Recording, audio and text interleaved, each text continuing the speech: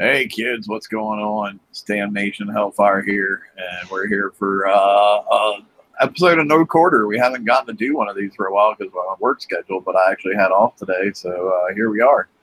I got RB with me. Howdy, everyone. We got Ross. Good evening. And we got Toxic. G'day, how are we? And we do have some open spots left. I'll post the link here in the chat for anybody that wants to jump on. All we ask is you have a mic and actually participate. It does no good to jump in and have a mic and not say anything. Just saying. So I guess we're going to want to talk about the raid that's going on right now. Indeed. The supremely damaging raid. And for me, anyway. I don't know about anybody else. But. So Ross, where are you at? We'll start with you. Well, I have 473 million, and so I've surpassed where anything I've needed to get. I'm into the prepping mode, so I've been prepping for my alliance members at this point. Oh, sweet! You can come prep for me next. Yeah, well, that's the damage for me is a little high. The prepping, it's manageable, but some of these are not really, they're not really made to prep easily. So with low damage, I mean, I could take less damage. I mean, it'd be possible, but that's where I'm at. So how many hours repair are you running, like for a set without crews or anything? Well, I am running a grease monkey. I run a grease monkey crew, and I'm running between. It's a 5 coins, a 100 set, and it was when I was doing it. And it went up to 6. Now the pit. So that's with a grease monkey crew also. So it'd be what 10 to 12 coins a set. Gotcha. So you're looking at about like 6 hours repair then per set. Yes. Gotcha. RB, how are you coming along?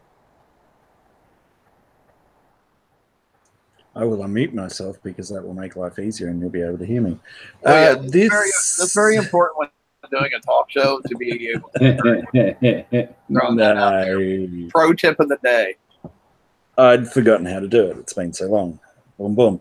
This is the first raid I've had with the Makara, so it's going pretty well. I don't really have any major complaints. I've only really been doing it my Saturday. Yeah, repairs are okay. I'm using Grease Monkey as well. Once I found the trigger points, that, and certainly in the 104, that made a massive difference, bringing the damage down. And I stacked a whole lot of 104s and got the new Missile Defense System 3, and that's helped again even more. So I did a couple of refits since sprints aren't working. Yeah, I was gonna say I've been hearing good things about the MDS3. So I haven't actually, obviously, I haven't gotten to put any on mine yet because I don't know. I'm just kind of pecking away at it. I'm not really pressed about anything that's in there. I'll get the dragon. That's all but there's really not much more I care about. Maybe some tokens here and there. Yeah. I figure the defense turret, I'm not going to bother because, it's only 2 in the group right now. I'll wait 2 weeks, pick it up in Bounty where points will actually probably be easier. It's kind of silly how they flip-flop that. But, But cool. So, and what's your repair time for a whole set? So it's similar to Ross. I mean, mine's different because I use missiles, not scatters. So that's why the pathing and the trigger points make such a difference. But so running Grease Monkeys, obviously. So what is it? Between 3 and 4 coins for a set. Righto. Toxic, how are you doing, bud? Yeah, I'm slowly getting into it. I got around about the 100 million mark, and I've got 1 missile and 4 of the one, and the other ones are all scatterguns. So same as last ride. I'm not doing as good yet. I'm doing them if I'm really lucky. I can do them for 6 coins, 100 set. That is with a grease monkey. But usually it's about 3 for the 104, 3 to but an hour 23 for the 104, and a little bit more than that for the 106. So it's about 7 coins that I can do a 100 set for. Now, having said that, I've just put the second missile defense system 3 on, and I swapped out 2 of the sprints on my fleet, and it looks like it has gone down now. This is the first set or the first 104 that I'm doing, and I can tell you in 1 second. The damage is 1 hour and 31 seconds, so it's knocked 20 minutes off the repair time of a 104, and that's having two of my scattergun manticores refitted from a sprint to an anti-missile system 3. So yeah, it's worked. It's similar to what I was getting. So. Yeah, so I'm just gonna wait now keep going for the third. I would say the only thing, of course, is like I guess you'll have to hit a couple more targets to get a real good baseline, because just one target it can be up or down depending on, because I've seen damage go from 3 hours for doing one down to an hour and a half for doing one or whatever. So it's been consistent in the 130 in the 120 to the 130, 1 hour 20 to the 1 hour 30. It's been consistently in there. I've never gotten as low as this. So gotcha. It's a good start, but yeah, we'll have to see. I got the monkey still running, so see how it goes. But so I've been just autoing raid with scatters, and I do a little bit of driving now and then if I'm feeling ambitious, which is kind of funny. But so if I let it full auto, and full auto to me is you're allowed to go in and stack it at the beginning, but after that you don't touch it. And I let it go, and I usually, if I do that, I take about 7 hours damage. If I go in and do a little bit of driving here and there, I can usually do it for about 6 hours and 15 minutes or something like that. Which for me, for a raid, to do a whole set, and it's going to take me 6 hours of damage, that's just way too much, in my personal opinion. Well, the raid starts for me on Friday morning. 4 o'clock, so I can't actively participate on the computer, but I did do 100 set on my app, and it was 7.5 hours repair. That's full order, not looking into it, just pressing attack on the phone and letting it go. And then I repaired the fleet, and by the time I got home from work, it was all repaired. But yeah, it was 7.5 hours. I mean, yeah. That was about what you got on the Thursday show too, wasn't it, Dan? Yeah, and that was something even like that. That was even with my fleet splitting up there at one point in time. Yeah, that's right. Yeah. Which prompted me and my whole "fuck you" and "fuck your game" tirade.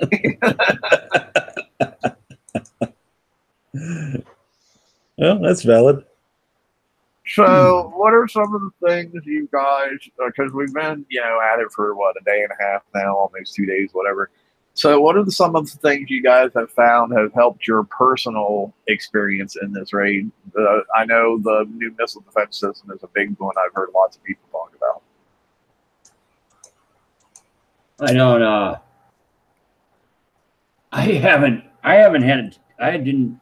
I really screwed this one up. I went all after it. I thought the damage was high, but to tell you, for me, it has gone up. So it was lower in the start of this for me, the first hour, and I thought it was at a reasonable rate for me in that first hour. So I really, really jammed on the points in that first hour, and wasn't really thinking refit, go for anything, and then I got stuck. Well, and then I won the hull, and so I just threw it in the shipyard so I'd have that thing built so I could rank it by the or just have it out soon, and that's prevented me from doing any refits.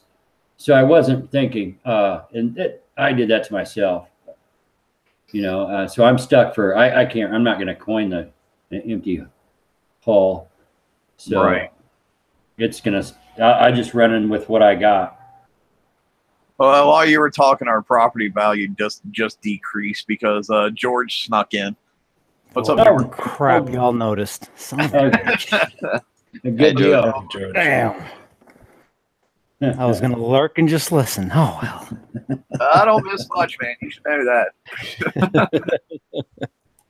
How's your rate going, man? Well, kind of, sort of. I don't know. Auto here and there. I drive a little bit when I have a chance. Driving that auto hull like it's a skill hull and not getting the same benefit as a skill hull. I'm still a little salty about that. Yes. I don't blame you. I'm pretty fucking salty about that too.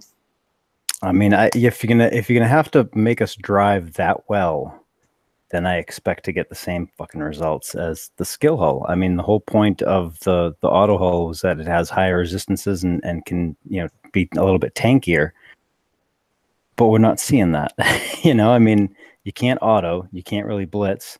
You got to drive it like you stole it to get anything decent for damage, and it's just failed in its whole entire concept. And then I worry about how this is going to translate into the map targets. Well, and another thing I worry about is that they're pushing the app so hard, and on the app, really all you can do is auto targets. So you're making me have to take an auto fleet into the targets on the app, and you're at this point currently making sure that they take more damage than what an auto fleet should. That seems like a big, I don't know. I got a tinfoil hat on today, I suppose. Yeah, I don't know. I don't think there's anything tinfoil about it. I think that's straight up by design.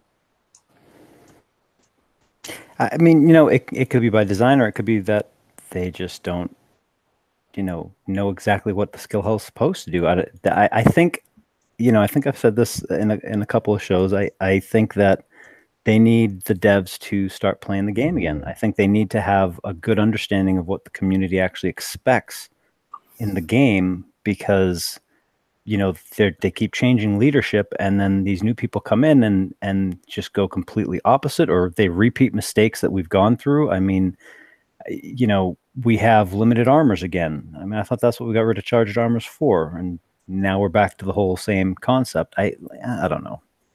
Well, I mean, and let's be honest, the only person who, in my opinion, and that's not really anything bad about the other guys there, because I'm sure they mean well, and I'm sure they have all kinds of great ideas, but the only guy who understood the whole inner workings, how everything clicked together, isn't there anymore.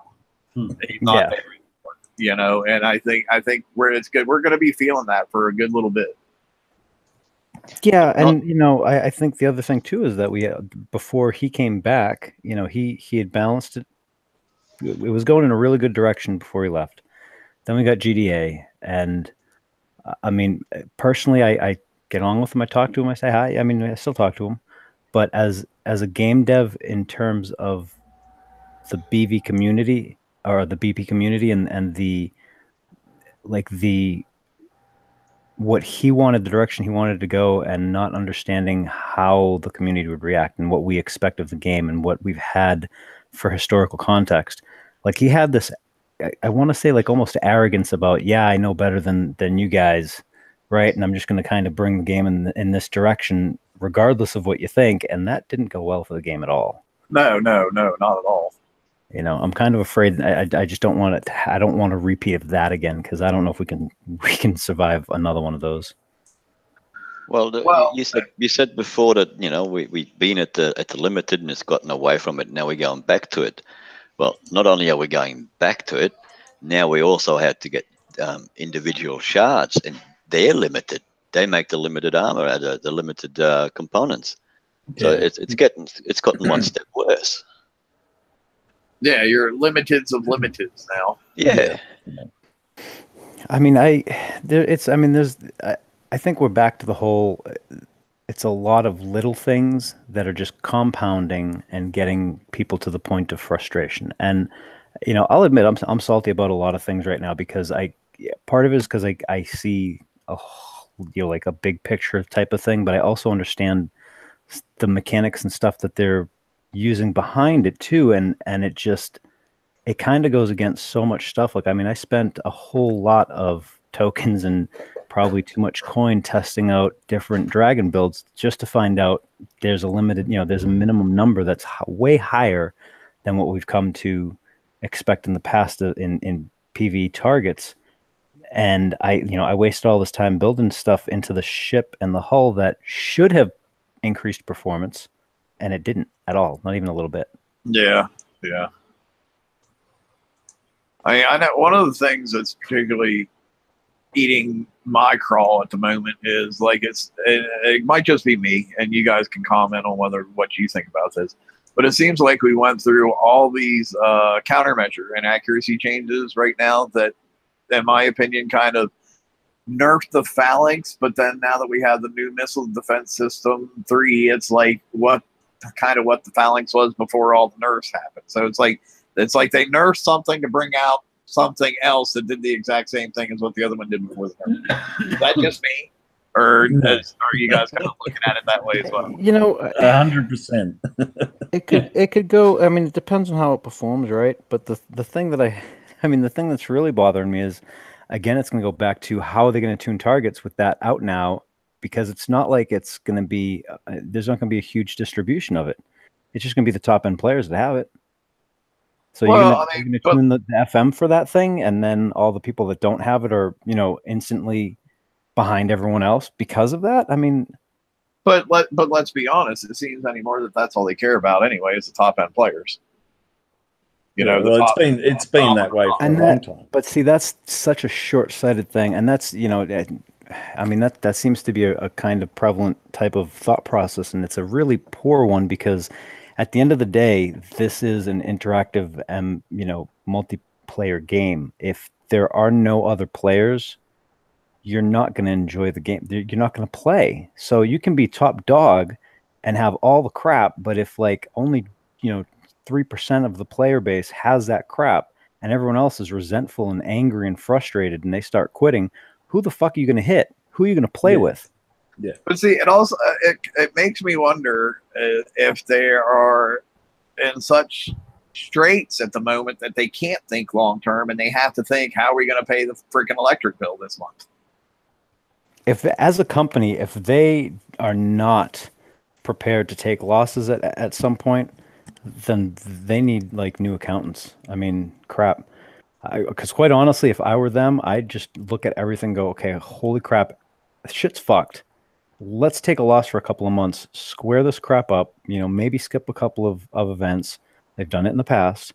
And let's get it, on track, right? And, yeah, we might eat it for a month or two, but I can guarantee you if they straightened everything out and got it back in line with at least the minimum expectations of the player base, not only are you going to see players come back and start playing, but there are a ton of players right now that used to coin, aren't coining, right? They'll start coining again. And then the players that have left might come back because historically they have.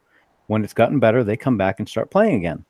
And if you can keep it the fuck on track where it's fun, I mean, that's the part. You've got to make the game fun. If it's fun, people are going to come back and they're going to coin. And I totally agree with everything you said, but let me play devil's advocate for just a minute because you know how much I love that. Oh, of course. Having owned my own business before, I know that there's times where, I've had to be like, well, I need to do something that might hurt me in the long term, but if I don't do what I have to do right now to meet my bills this month, there's not going to be a long term for me to worry about anyway. And I'm just wondering if somehow they managed to back themselves into that position. And they may have, but the good thing with their business model is it's a virtual type of game, right? I mean, it's virtual currency and stuff. There are things that they can do to make money that will seem lame, but won't hurt them long term in terms of the longevity of the game. It might hurt them in terms of, people will be like, oh, you guys are lame or stupid or blah, blah, blah. Like, I mean, come on, people love skins at this point, do skins. Come out with a stupid friggin' like not even a TLC, but like do you remember when we did the April Fool's gunboat whatchamacallit thingy? I mean, come up with Golden stuff gunboat. like that, right? But the thing is don't heavily monetize it, lightly monetize it. Make it Come $1. up- Make it $1. Yeah. You get 10,000 people that buy for $1. There's 10 grand for you right there. I'm gonna tell you, the easiest thing they could do right now is turn around and go, you know what, we're gonna have a PvP weekend. We're gonna maybe pass on bounty, or maybe postpone bounty by a week, and we're gonna have a PvP weekend, and this is how it's gonna work. It's gonna be like a Palooza thing, almost type of thing. You're gonna go out, you're gonna hit whatever the hell you want to hit. Baser repair on the map, 2 coins.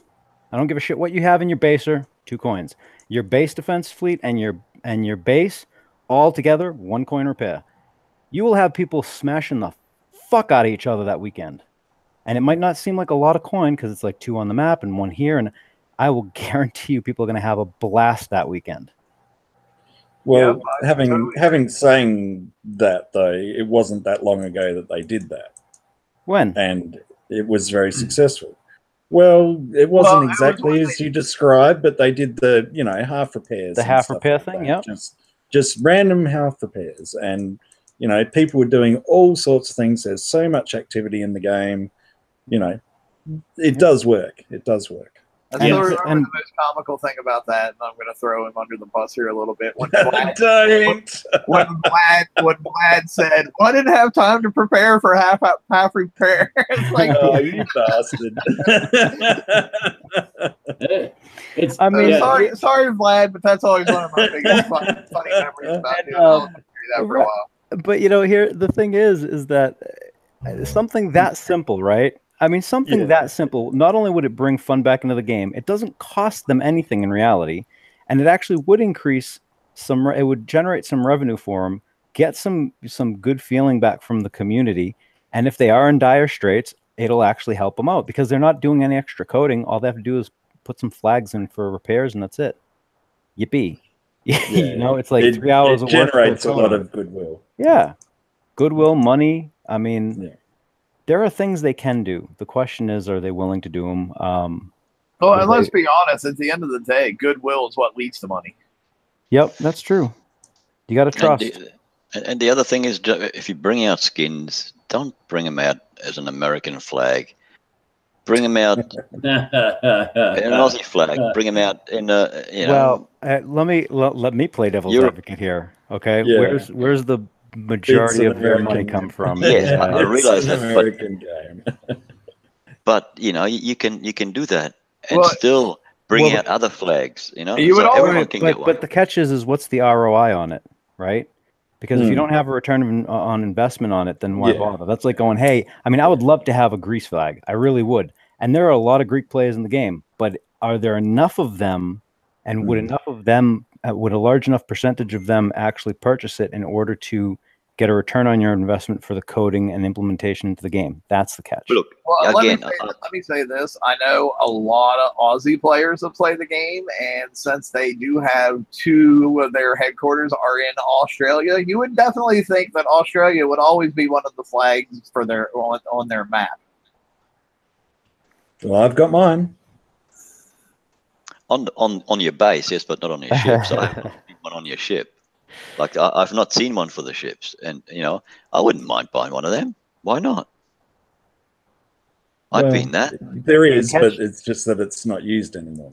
Yeah. Okay. I know it. And the catch is Dynamite in chat just said something about new fun skins like minions and Angry Birds or whatnot, but there would be like all kinds of licensing issues. Right. But what they could have to pay marketing and whatnot.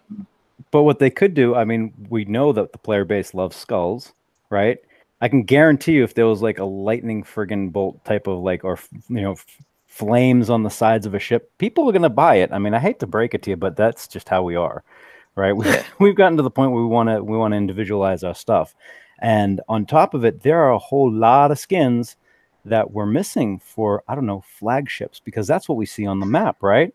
Yeah. Why not do that? I mean, our team does a phenomenal job have them make a couple of these things, throw them in there, and fucking, I mean, you don't even have to make them expensive. Make them like 10 to 50 gold, or put them in something like a TLC that's just dumb and easy, but is going to engage players, and they'll be on, and that means there's interaction with other players. I mean, these are the types of things, and there's, you know, base psychology behind some of this too, that actually would help the game out, even though it's not going to generate a whole lot of money. It will generate some money, and it's actually good for the game long term as well. Dude, do 2 skins of Greta and Zoe in bathing suits that you can put on your all these fucking lonely pirates out there, man, they'd be all over that shit. Remember the excitement of being smashed by a pink onslaught. It worked. I'm gonna tell you what, when that pink skin came out, that was the very first thing I wanted, because that is exactly what I want to do. I wanted to go smash some bases with a pink damn hull, and just like, you know, what are you gonna do? You're not gonna put that shit on your ally page going, hey, this guy just smashed me, go hit him. No, I ain't gonna. Some guy gets smashed by a pink ship. Come on. But so, like, what's your back to the raid? What's your average repair for a set right now without using a crew or anything? Driving or auto? Give me both. So auto went up by like 45 minutes. I'm up to like 5:20, 5:30. And then driving, if I really drive really well, I think the lowest I've gotten is like 210, 205. But I'm usually around, because I just can't keep driving. Like, I just can't drive that much like that, because it'll lag, it'll do something. I'll end up usually around between like 230, 250 driving, but it's a pain in the ass. I mean, I'm driving around like, I don't even know if I did a video. I just don't know if I put it up. It's like I'm driving like way the hell around like corners and doing this, and there's a couple of different paths that you can actually do in both of them that will let you get some decent numbers, but it's still a lot of driving. It's not, I mean, I'm driving a fucking Scatterhull, for crying out loud. Why am I why am I doing this, you know? Yeah, that's kind of like, you know, the whole reason I build the auto fleet in the first place is because I don't know, I want to auto with it, you know. I mean, I don't feel like spending my entire weekend sitting here driving my ass off. Yeah, and you know, I have a lot of people that, you know, my fans, right? Like Roy over on the Alliance crib, right? Like flipped out and was like, "Oh, you're still salty." Hell yes, I'm salty, right? And they don't get why I'm salty. And I actually use this example with him because clearly he just doesn't logic well. But it's like me going, okay, look, I'm going to sell you a thoroughbred racehorse, right? You get all your shit together. You get, you know, all the stuff for it. You get track time, all this other stuff. And I come and I deliver you a jackass, right? So yeah, will it be able to finish the race? Will it be able to do the track and everything? Absolutely. It can. It can run the race. It can finish the race. It can do all the shit that the thoroughbred can. Can it do it as well and as it's supposed to if it were a thoroughbred? Fuck no. So it's kind of like me trying to get Will Harbin on the show and ended up with you. Is what yeah, more or less. But then you can purchase a thoroughbred skin. Yeah. You know what? We can get like a little, you know, plastic wrap thing for the jackass and make it look like a thoroughbred. Yeah. But it'll still take it, you know, 3 hours to get around the track as opposed to, you know, 30 seconds. So I mean, you know, where are you at? So, like, what are some of the biggest things that you found, like, since you started to where we're at now, that people could use to be helpful for them? I know we've already said the missile defense system 3 seems to be one that if you have the tokens and have the time to put it on there, it seems to definitely show an increased performance. You know, last month I tested a bunch of the crews, and I didn't really find many that helped.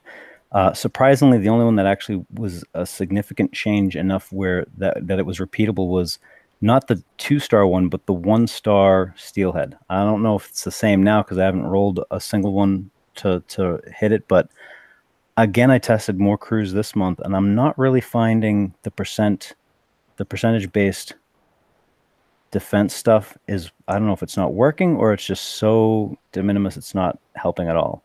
You know, we're gonna have to go back to like Grease Monkey's help. If you can refit off of the sprints, like I had sprints at the beginning of the raid because they worked fantastic last raid, and not so much this month. So if you have sprints, I would go, if you don't have the new ones, go to the Phalanx 4. I did find what was actually kind of interesting was I did find, and I had this conversation last month when they came out with the limited stuff. People didn't want to believe this, but I put on the 30% speed crew, the shit, what is it called? Remote raiders. Yes, thank you. So I put on the remote raiders. That made driving the scatter hull so much easier because you just kind of cruise by everything, because a lot of the damage is coming from those scatter guns because they have a pretty big splash radius, comparatively. And that seems to give you just enough space to reduce that damage. With one of those crews, I've gotten down to that one. I've ranged from like 155 to 205. So it saves me about 10 minutes of damage. Well, 10 to like 20 minutes of damage driving, but you have to keep moving and you have to time, like you have to kite rather well in order to maximize its use. But it does work. It works really well with the scatter hulls.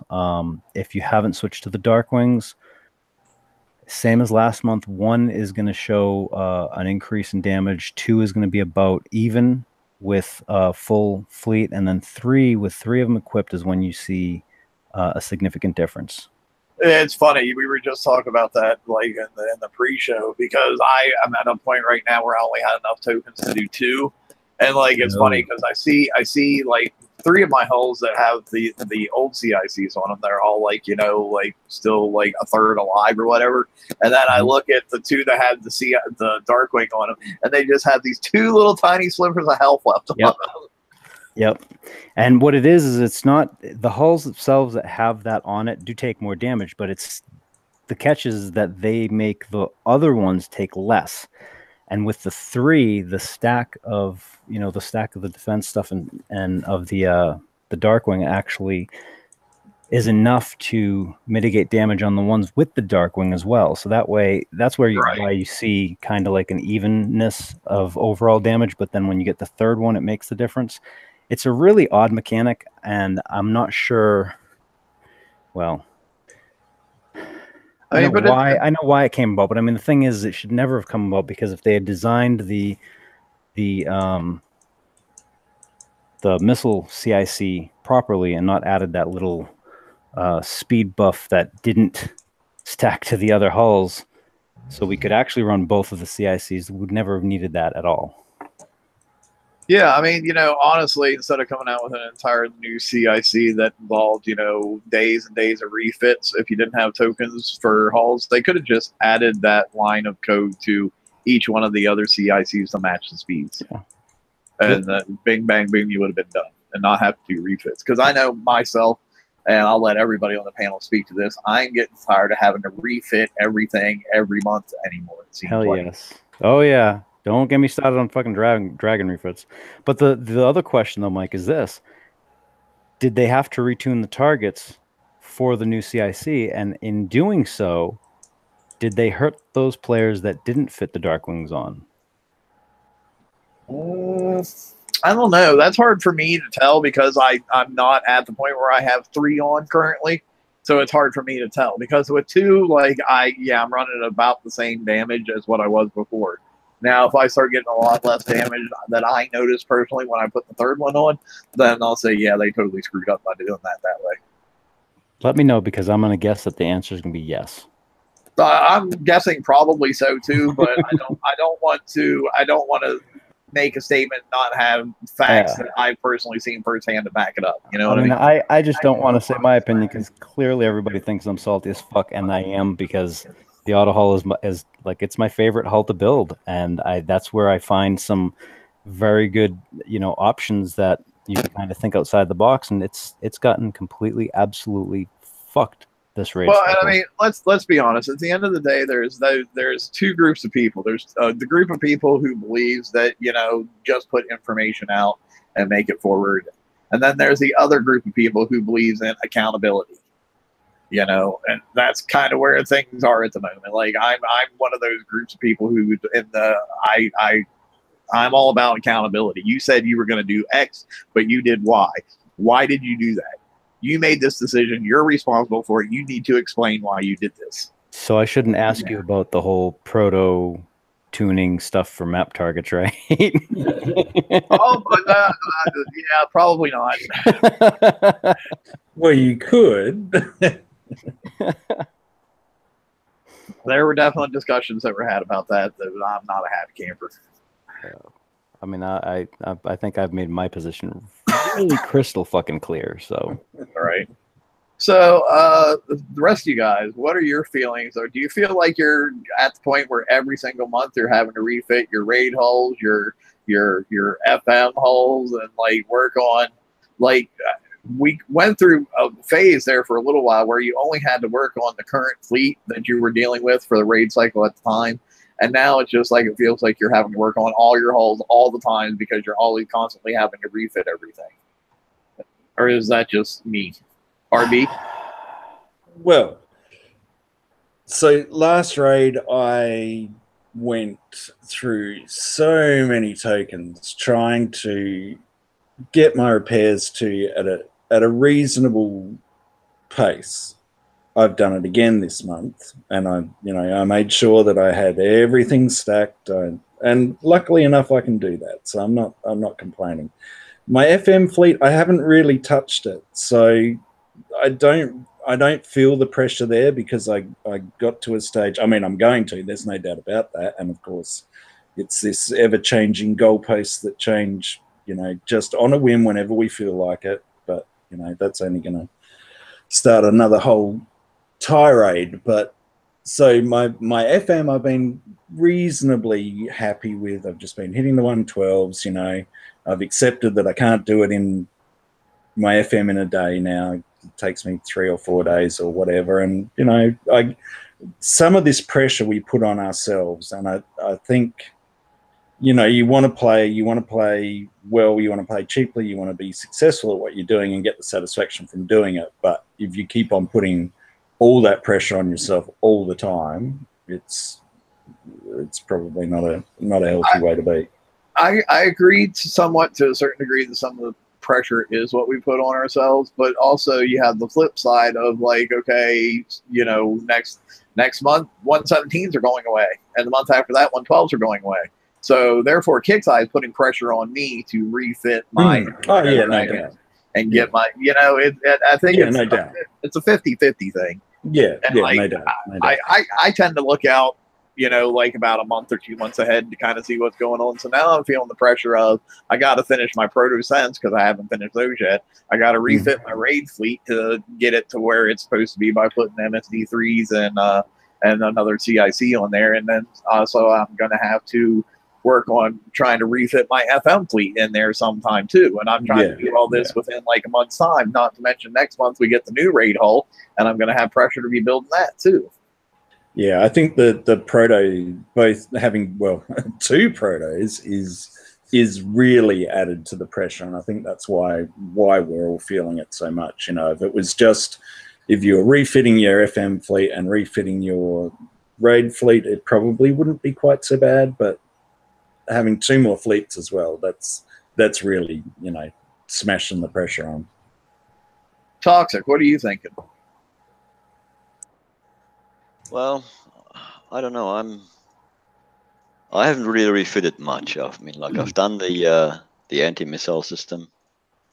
I've done that, but my FM fleet is still the same. I've got a vanilla build. It does. I don't know. It does like just on 2 million points, and then I'll repair it overnight, and then I'll do it while I'm at work again the next day. So I don't really care. It doesn't really bother me. If they want to change it, well, then I'll just see what I can do next time, and I'll get another vanilla build. I don't need to be doing all the targets in one hit. It doesn't really bother me. And if I can't do it, it don't bother me either. I just don't do it. I mean, I haven't done the last TLCs because of work and whatnot. And I didn't get the tokens and all the stuff that I probably should have gotten. But hey, what can you do? mean, it's not gonna. It's a game. If you get it, you get it. If you can't, you can't. I'm never ever going to be on top of the tree. I'm always sort of running around down the bottom with the mushrooms and whatnot. But you know, it's a game I enjoy. I enjoy playing it. I'm more concentrating on base defense and getting a nice fleet going that can hit bases. I'm probably doing more work on that than I did on my raid and FM fleets. Because that's what I like to do. And I started hitting bases again and doing well in some and not doing so good in others because I'm not driving right. I'm not looking at what I need to look at. But yeah, it's more the base hitting that I like than worry about or putting pressure on me whether I can do a raid or whatnot. It doesn't really faze me. I mean, at the moment I can, and I'm not. And with the missile system, it's going really well now. But it doesn't. It's to no consequence whether if I couldn't do it, I just wouldn't do it. Bang, there you go. That's it. And Ross, what do you got, man? What do you think? You know, for me, to make me happy, there's just a lot of problems in the game. Too many to just list. In all honesty, there's just a lot of problems to make me happy. You got to make things cheaper during this time of despair. In all honesty, and prices are not cheaper. This isn't cheaper. So if you want to just keep me happy as and chug it along, you're going to have to throw me a bone. Those half repair weekends, those type of things are exactly what I'm looking at for to appease me until we can get this straightened out. I just think that there's many things that aren't going on that are statistically are saying that they should be, and I don't believe they are. And I think that the whole game kind of needs a look at on that. So until that time, I think the repairs are too high. I think the cost of this event is too high. For me, I'm a level 141. Can you imagine what a level 80 or 90 player is thinking? I mean, I can't. So they got to be barely hanging on. They got to be trying to get 40 million to unlock a store on a raid with everything locked behind it. Oh, good job. And it's not something that we didn't know. They've known this. That's not a new issue. So they choose to do that. So that it's confusing at the same time as aggravating. But so I'm looking for a halftime repair weekends. Hint, hint. That's it. There you go. The little players. I mean, did you guys mention the 60, whatever the hell it was, 65, I think? No, we hadn't gotten not there. We were going about tips and tricks to help the raid, and then I was going to hit on bugs, but then you and I got sidetracked on all that other crap. So I'm trying to corral us back over to the raid part of the section. We're herding cats at this point. Right. Well, it pretty much always is on these things. So yeah. Well, I mean, you were the one you posted up a video of that, correct? So I'll let you talk about that a little bit. Yeah. Well, just to continue on yours, I mean, I my little 2 cents is I'm fucking tired of refitting shit. I've refit that dragon fleet more times than any other fleet that I have ever built in this game, and that's saying something because I do some really stupid shit in this game. I'm trying to remember what the hell the damn was. It's 65. It's icebreakers all over again. Oh yeah. I lucked out and I did not have to refit my icebreakers much at all. I did some weird testing with them, but the first build I came up with was actually solid for like ever. Well, was that before or after the V rockets? Yeah, you had to change weapons. That was the only change I think I did was the rockets. Well, I mean, that's a pretty significant change, though. Yeah, but it is. But like 6 fucking weapons on it. Yeah, but if you're comparing it to my dragons, I mean, there was a point where I was like, I actually have 2 extra dragons that I test stuff on because I was sick and tired of changing shit over. I mean, it's just ludicrous. I've done more refits on that fleet. That's just holy crap. I mean, there was actually, you know what? To make me go on another fucking tangent, Mike, you bastard. I actually have one hull that I took. My help to do that. Do that all on your own. I have one hull that I was like, you know what? I'm gonna go and test that little green booger missile, right? And so I took a hull and I added on. It was like a regular standard defense, like kind of build out that I had, and I added ion thruster 4 and then the building deflection special that gives you another 200 deflection, and I got absolutely no performance increase at all. So I was already at minimum damage of whatever the hell that green missile was, and I actually have it worked out. Like I had the number somewhere of what I think, Mike, you saw that post where I actually put the number up and never got confirmation. But yeah. But that's that's something that the community really needs to know, because if I'm going to go and refit stuff and I'm going to try and get my times down or whatever, and it's not possible because of the design of the target, you've got to let me know that, because that was like a good, I mean, that was like a good 4 or 5 days of refits to try and wiggle around that and figure out what that damn number was.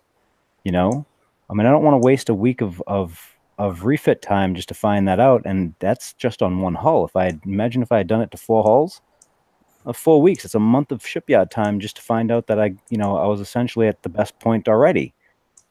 Well, and one thing that's weird is, like, you and I tend to look at stuff a little bit different. Like, you're definitely a numbers guy, and I can be a numbers guy sometimes. But what I like to look at is more from the perspective of the intuitive player. It's like, okay, this target is shooting this kind of thing at me. This thing, it says it shoots down or blocks these kinds of things. Therefore, This should work on this. There shouldn't be a mechanic of, well, this shoots down missiles, but it doesn't shoot down this missile that comes from this turret, and it has this thing going on. I mean, and that's where the big disconnect between intuitive players and numbered players comes into play. I used to be an intuitive player. That's how I played constantly until I learned that I get fucked when I do that. So, I mean, I hate math. That's the thing, is I absolutely hate doing math. Like ask Brian, like he's had to walk me through how in the hell, because I'll do shit. I'll write it out and I'll have like this whole page of stuff, and then he'll be like, "Oh, dude, it's just this," and it's like a 1 sentence or a 1 line equation, and I'm like, "Oh, right." I mean, like I have to work at the math part, but I found that if I just do it intuitively, there's something that I miss sometimes, and it hurts a lot. Yeah, and I guess that's kind of part of my point, is that the game used to be a whole lot more intuitive than it is now. Yeah. And they've made it so overcomplicated that the person who doesn't want to put all this time into the math and doesn't want to put all that time into everything really gets fucked by playing intuitively. Yep. And it shouldn't be that way. It should not be that way. But anyway, let's back to the raid. Talk about the 65 and what's going on. Ooh, the shenanigans. So yeah, in the level 65, if you take a fleet in and say you click to just go ahead, you know how some people hit like start the thing and then they'll stack somewhere off to the side? At the very, very beginning on the left-hand side, so your number 2 hull is right next to those buildings that blow up, you are going to take some damage. Automatic. Like, you can't do anything about it if you don't stack going to the top first. Now, if you start the target and go to the top, I think it was... I'm trying to remember who told me that. It was one of the guys on the... was it Tom? I can't remember. It was one of the guys on the Alliance page, Alliance Crib, I think, that said that if you stack off to the top, you won't take the damage. It's always to number 2 hull. And you'll know right away. I mean, it shows it. Like I have that video out in a circle where the retreat button just goes completely dead because you have to charge it all up because you just took damage. The other thing that you can do, and it's kind of a hit or miss, because when I first started doing this, it worked perfectly. But now I've gone into a couple of them and it hasn't worked. But I took a gunboat and I drove right into the buildings to let them blow up on me. Sometimes I think if you kind of try and turn to the right or the left, it's kind of wonky. Sometimes it'll blow up the building, sometimes it won't. So if you're hitting the 60s, just pay attention to the 65s, because you're going to take automatic damage. I know some people are reporting up to like 9 minutes of damage. I took, I think, 2 minutes and something. I can't remember. It was instant on the map, but it's still beside the point. I mean, you just took damage just for entering the target.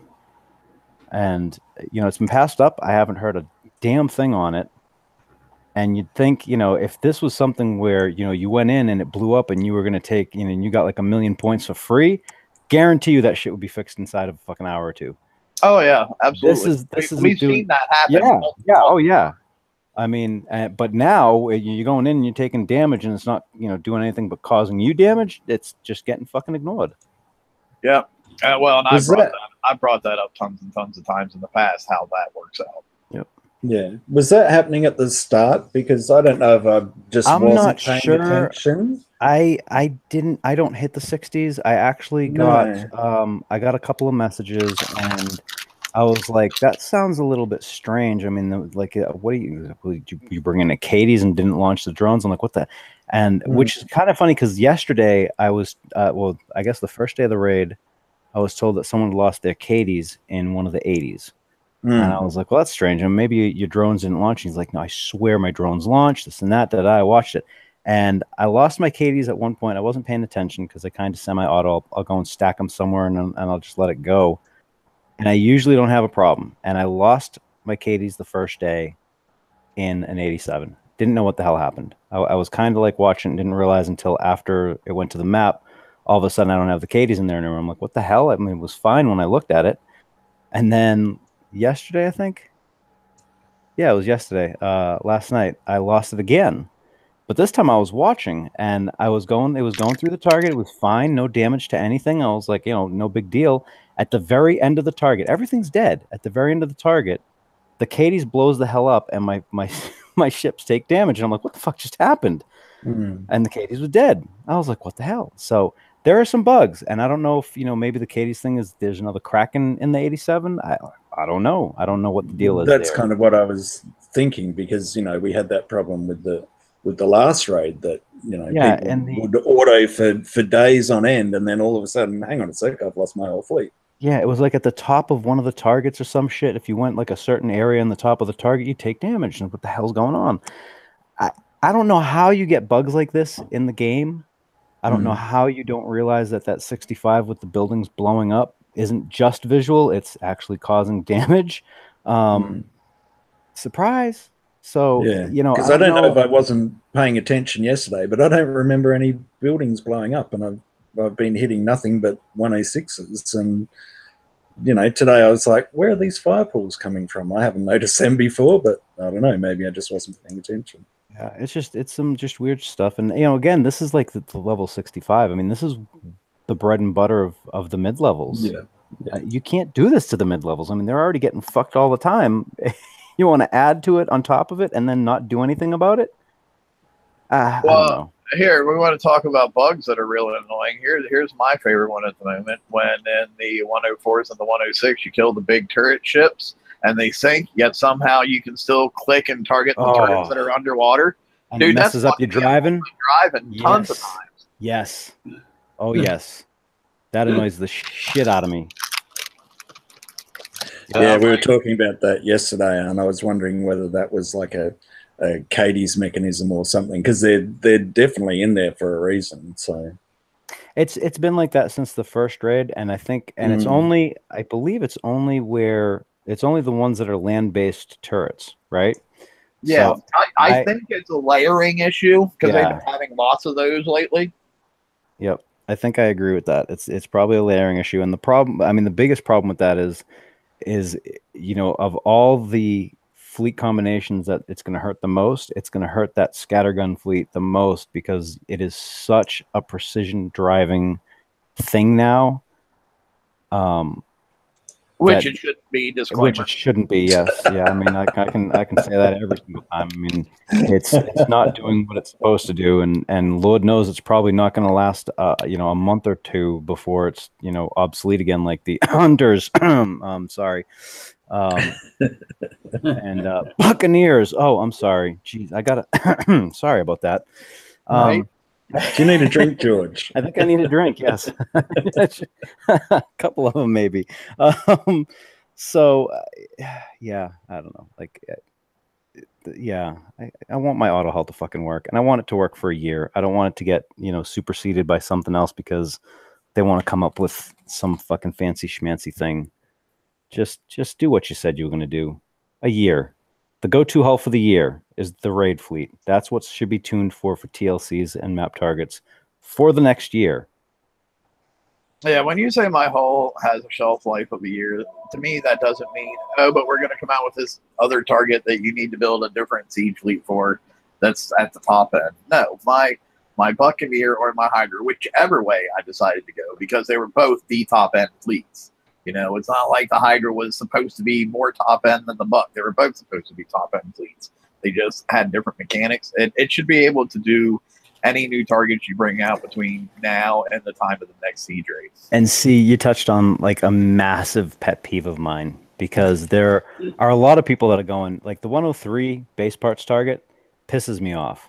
Like, I mean, absolutely 100% pisses me off, because people are like, well, yeah, the skill hull, you know, it should be the one that's a go-to hull and they should be able to do the top target. You know, the Buccaneer is just kind of like the auto hull, so it can take all the other targets, right? No. Both of those fleets are top tier targets. My Buccaneer should be able to auto that target better than my skill hull autos that target. And yet I get hours of damage if I auto the 103 with my Buccaneers, and I take a half an hour of damage if I auto it with my Hydras. There's a fundamental problem there. And here's a big thing I brought up too.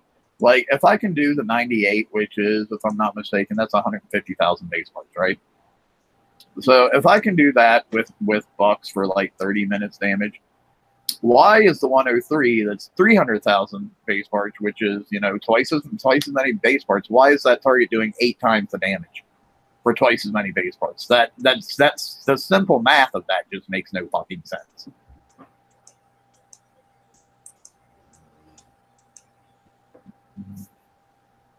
Agreed.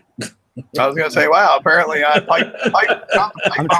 just trying to bite my tongue because, you know, everyone's bitching that I'm salty, so I don't want to be more salty. You can say whatever the hell you want to, dude. I don't care. That's what roundtables are all about, for everybody to bring different opinions. Well, the problem is everyone's agreeing. They fucked everything. I mean, you know. I mean, quite honestly, I believe right now it would be easier for me to list the things in the game that do work as opposed to things that don't. Yeah. Well, the catch is are they working the way that they're intending it? Because it looks like, from the way that the mechanics are happening in the 103, that all that shit's intended in the 103. That was by design, that you can't take the Buccaneer in there without taking an enormous amount of damage, which is absolute shit, since it is the top hull for the auto version. It was extremely obvious to me that target was designed around Proto-Centurions. That was extremely obvious to me. You mean like you mean like that Primus Adornus TLC that, you know, everyone forgot the original version? You know, I have a video of the original version of Prize Pack 1 doing like hours of damage to my Hydra fleet. So anyone that says, yeah, they didn't tune to the proto hulls already is clearly mistaken. I hate to break it. Well, I mean, you could tell because the layout of the targets in there was exact copies of the SSRBs. You know, it had all the same turrets, all the same effects, all the same, and if you can't make that distinction by like, oh, obviously this was tuned around them just by looking at that, then like you shouldn't be like playing this game, probably.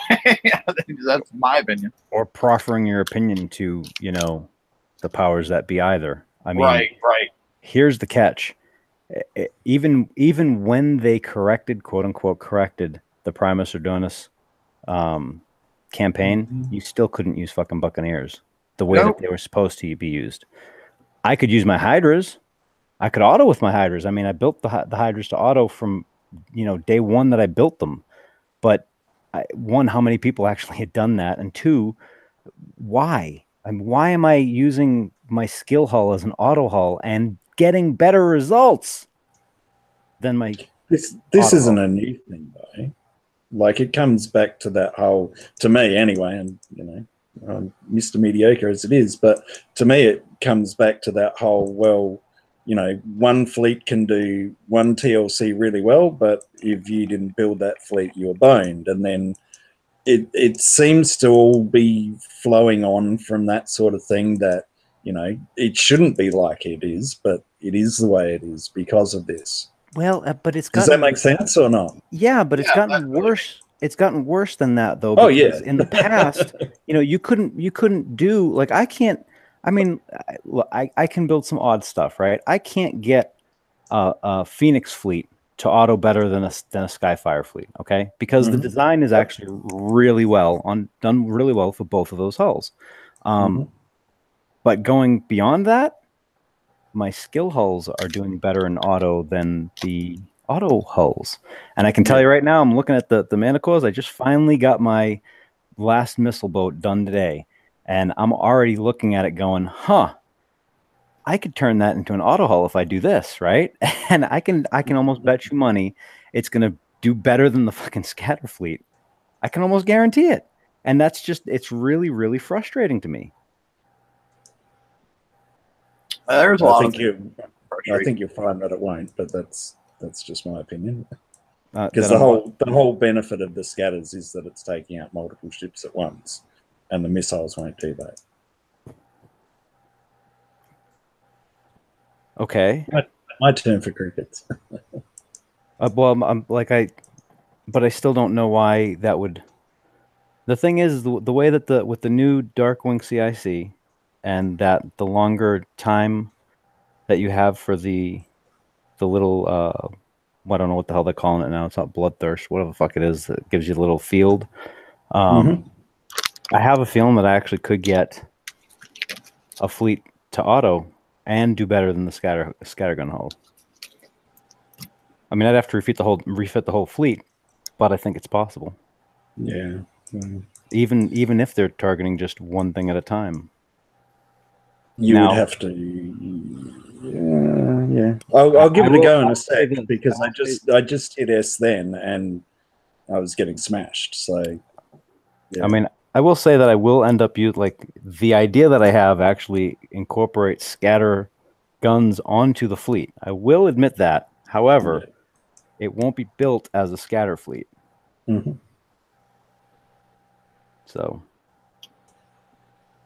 and that's depressing. I mean, it is depressing. So, do we want to talk a little bit about the FM changes and like how they just kind of hit out of nowhere all of a sudden? And we're losing the 117, so guess what? Get that Greta built and going, and yeah. Oh yeah, and you have like what 5 days to get it done. Basically, I mean, probably not even that. Not even that. Knowing that it was there, I stacked every single token that I could stack, and I have a blank out. But I don't know. I mean, they said what next week we're gonna actually have the first FM going, right? I think so, yeah. So we're gonna have the FM going before we can even get VXP on the hull. And if we're supposed to use it the way that they intend for us to use it, here's a hint, Kixeye. Rank is really fucking important on CM ships. I'm just saying, especially in that target where you got all those crazy mortars running at you. You are never, ever gonna have an unranked Greta do well in that target for CMs. So I don't quite understand that. Well, and I never quite understand the concept either of, okay, we came out with 2 higher level targets that are going to be more difficult, but we got to get rid of the 2 lower level targets, the 117 and the 112. But then we're going to make another target to replace. And I'm like, why don't you just leave the 112 and the 117 there and then put out the 2 new ones, and people who want to do the new ones can do the new ones, and people who want to do the old ones can do the old ones? Because guess what? You're still taking a crap ton of damage on all of them. Yeah. That's true. Because they like pitchforks and angry mobs. And the one, I mean, I don't know how much. I'll bitch again. Just bringing out this hull as a CM hull after we just spent I don't know how many months trying to tweak exactly what we wanted for CMs on our dragon fleets. Yeah, I got to refit my fucking dragons too. Awesome. Again, awesome. Yep. Just phenomenal. I'm so thrilled about that. You've made me such a happy player. And I want to find out who decided that the Savage shouldn't go in the new targets, and I want to take them out behind the woodshed and put a bullet between their eyes. Oh, that was annoying. I'll admit. That was yeah. I mean, I talked about this a little bit Thursday too. It's like, dude, stop taking away my creativity and the way I can do things. Like, if I can find a way to take a gunboat in the 120 and be able to kill the whole damn thing, then kudos on me, and I should be rewarded for my intellect and my ingenuity. Yep. Yep. Yeah, not in this game. No. Clearly not. I mean, you know. It used to be. It used to be like that. You used to be able to build what you want to build, and you put on what you want to put on. But now they put us on in a box, and you got to go down that little path. And if you don't go down that little path, then your fleet won't work at all. I mean, I'm bucking the trend as much as I can. I used to adore coming up with like weird shit, and I still try. I really do. But I'll tell you, it's so much harder to do it now than in the past. It's amazing how way back in the day when we were allowed to be creative as we want, it was not unusual to log on to the game and see like 160,000 active players.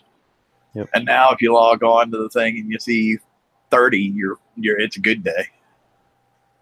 And the other thing I don't like is the specials, the guns. Everything is just mixed up and thrown in. Why can't there be some kind of order, so when you go in there and you want to build a scattergun fleet, that all your scattergun specials are just can be selected just as scatterguns? Yeah. Look, I'm so frustrated with that. I actually asked Wayne to try and make, you know how he does the calculators and stuff?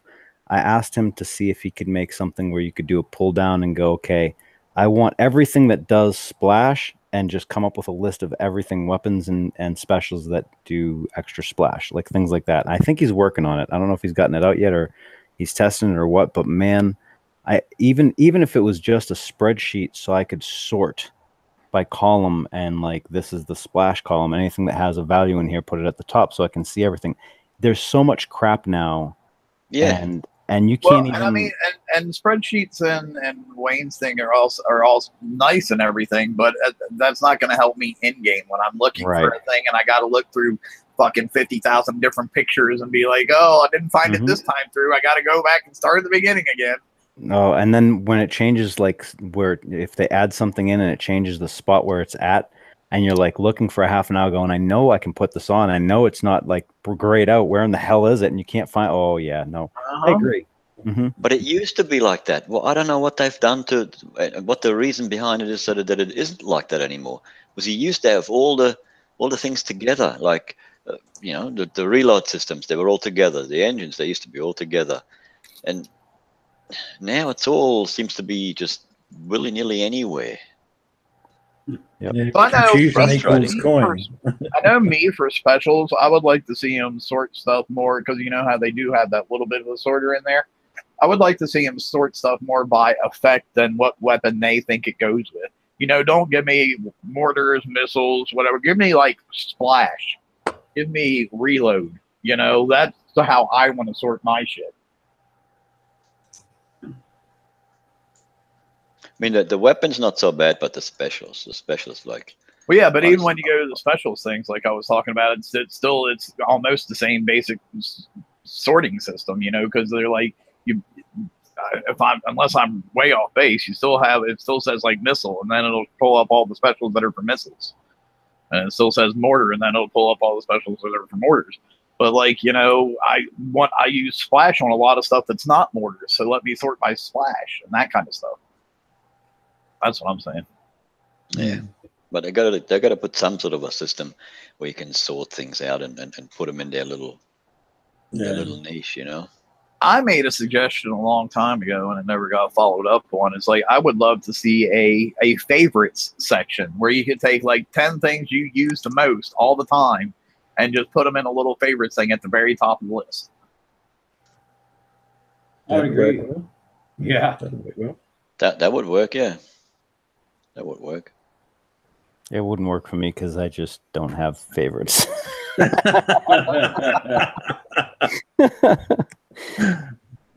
a little bit odd. I know. I'm sorry. A little bit. A little bit. A little. Just a little bit. Just a little bit. I don't know if anyone remembers that from How I Met Your Mother, but that's okay. Odd reference. Yeah. Just a little bit. So, anything else you guys want to talk about? talk about raid videos that have been posted and pulled? Want to talk about that at all? Just say it. Go on. Shots fired! No. Shots fired! Yeah, right. I think I'll abstain from that Yeah, conversation. yeah. We'll just leave that one. Just leave that one. This is kind of connected. I will say that I got messaged a picture from a chat that had a picture from that video about a comment in there, and I'm not going to touch that one, but if anyone else happens to catch it in the comments from the show, then yeah, that was very interesting. Right. Yeah, I chuckled. I did chuckle. I guffawed. A full guffaw, did you? That was good. No, I think the raid. I think that raid is set up for the top end player. This one, the lower and medium player are really struggling to everything's just locked too far behind everything for them. So I don't understand why at this point, but that's how I look at this raid. And it's not a struggle for the top player because it's expensive. It's not a struggle. Yeah, yeah, I would tend to agree. This is definitely does seem to be a throw your money at it and you'll do okay kind of raid, as opposed to build correctly and you'll do good. It's definitely one of those. Right. Well, I don't know. I really don't know about that. I've got my free 50 coins from Kicks. I spend all them, and I put another couple of coins on. I haven't really. Okay, so you're proving my point then. No, hold on. Actually, I'm going to follow this for a little bit here. So, Toxic, do you consider yourself an end game player? Well, no.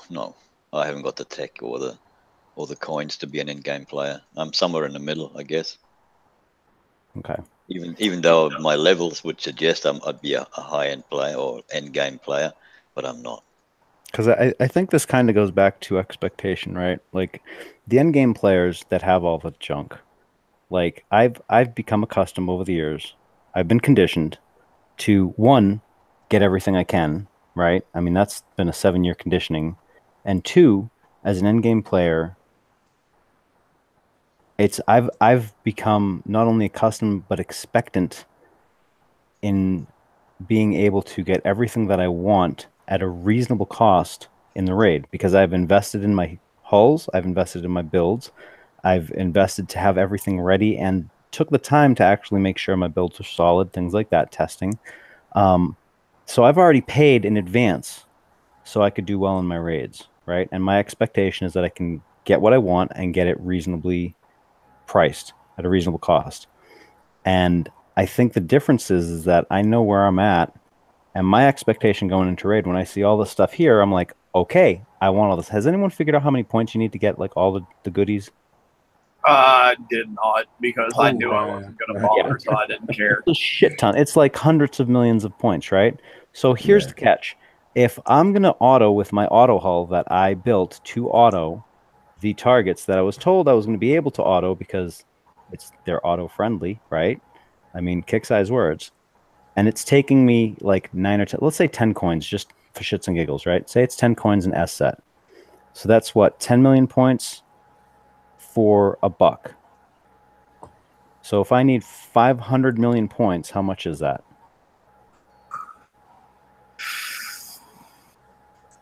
50 bucks? $50. That's what Okay. So 50 bucks is excessive in my mind, because the max that I ever expect to blow on a raid, and this goes all the way back to like the Typhoon raids and shit. Like since then, I wasn't an endgame player then, but I could build, and my shit, I was doing those things with BC hulls and not Hurricanes, the Arbiters, right? And it was a really odd build. It was fucking way out there, but it worked really well. I don't usually spend more than 10 bucks in a raid to get everything since back then. Now I'm here in this raid set, and I'm you know, I'm just going, fuck this. I'm not doing it. I'm not getting that much stuff. So now I'm really frustrated in two facets. One, my builds and my expectations for what I've invested already have been shit on. And then my expectations of how well I'm going to do in the raid are kind of shit on as well. So what's the deal? Right. And I know someone's going to be like, well, you got 4 days to do it, so you can kind of spread it out. So, okay, maybe not $50, say $30, still 3 times as much. Right. Yeah, I mean, I'm at the point. I basically I just look at it. I don't look at overall what I want, what that's going to cost me. I look just break it down to like an individual S set, you know, and like oh yeah, absolutely. Based on historically, like the reasonable price for this S set using a grease monkey should have been around 3 coins, not the 6 coins that lots of people are coming in with a grease monkey. See, and that's the funny thing is I generally play with crews a lot. Like I spend a whole lot of time making sure I have, you know, certain gold crews, and over the last more than a year, right, when I've built properly, I've been able to do S sets or targets for 1 coin or less for the whole thing. Using crews, I mean, I'm maximizing and like taking advantage of every damn mechanic that I can, and or exploiting it, whatever the hell anyone wants to call it. But that's my expectation because that's where I've been able to historically get myself. And yes, I'll refit a little bit during raids and all that stuff, and I've been doing that these raids too. There's no way in hell I'm coming close to that. I'm not even coming close to triple that right now. So, yeah. And Mike, you know, you do, like you said it, you have historical context for what you think an S target is for a reasonable price, and that's because you know how much you're going to have to spend for the raid overall to get the crap that you want. I mean, that's just how, you know, you have that knowledge already. So I don't know how they came up with these numbers. I don't know why they think it's acceptable, but I'm going to tell you what, it is not acceptable for most everybody that I know that's playing. I know a couple of people that it's acceptable for, but I am definitely not in agreement there. Yeah, I tend to be in your camp on that one. You Which, know, you know, when George and I agree on shit, you know, shit's that's bad. a bad sign. That's a bad sign. Friday the 13th Mike don't know. the Yeah, other day. Mike don't know shit. That's why. Is that right? Well, that's like Price and I hated each other personally with a passion, but like when we agreed on something in the game, you knew shit was bad. That's just. I mean, that's one thing I want to touch on a little bit too. Like the number of people who were big in the game, not only as far as, you know, big. They weren't big coiners, but the ones who were big into helping the community and do stuff like that. We've lost quite a few of them over the last couple months, and that's a very telling sign, in my opinion. I mean, it's not only that, but I mean, how much have we done, Mike? I mean, I've written like 1 blog in the last like 3 months, I think. I can't motivate myself because I'm so, every time I want to start doing something, I'm so frustrated, and I'm like, I'm just gonna end up fucking swearing for the next 30 fucking pages. You know? Yep. I spend way more time playing Star Trek Online than I do Battle Pirates now, just because that game doesn't stress me out like this one does. I mean, it doesn't stress me out. I'm just frustrated. I mean, the thing is the game has such potential still. I mean, it is a phenomenal game at its core. If they just get out of their own way and let the game go, because it's always been about, you know, Battle Pirates. It's always been about the community itself. I mean, we kind of shaped the whole game. So, well, yeah. And that's one thing I don't think the community as a whole realizes is how much power they actually have over this game. I think that's something that gets lost in the shuffle a lot. Because, you know, if you're not happy and you're not spending, then they're not making any money. And yep. I guarantee you that things will flip around at that point. And speaking of which, here's a chance for everybody to put their their biggest aluminum foil bodysuit that they got on. What do you think Will Harbin's going to have to say this week coming up? Here's 500 coin, everybody. No. I'm just shit's bad when Will comes out of the woodwork. That's Exactly. all I'm saying. Yeah. Exactly. Mm. But it's not what he says. That Kickstarter's been saying things for a long time now. It's the action that should follow that we don't see, or that we don't either. Either they're going to do something or they're not going to do something. It's no good. If they bring Jesus Christ on the show, he ain't going to do nothing, and no good bringing him on the show. You know what I mean? Right. But it's just the fact that, like, just like in all politics, when you're getting the emperor out of the mothballs and dressing him up to put him out in front of the public, shit's not good. No, it certainly isn't. But if I don't coin now and Will Hardman comes on Rampage's live, I ain't still going to coin just because he was on there, unless stuff changes. Right. And unless he comes on and says, "Look, I know it's been brought to my attention, blah blah blah. This will change. Give me 1 month." Well, we'll give him the month, or give him the 3 weeks, or 2 weeks, or whatever he says. If it hasn't changed, then I'll keep going. But how I'm going now. They've tried that shit in the past with give us a month or give us a quarter, or give us this, and you know what? I don't think.